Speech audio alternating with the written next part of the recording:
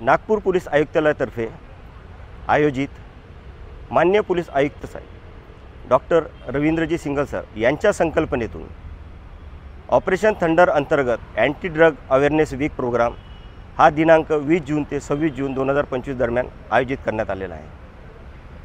Police station Rana Pratapnagar तर्फेही दिनांक 22 जून 2025 रोजी रविवारी सुभाषनगर ते IT पार्क रोड येथे सायंकाळी 6:30 वाजता 250 मुलं-मुलींची पायदळ रॅली आयोजित करण्यात आलेली आहे।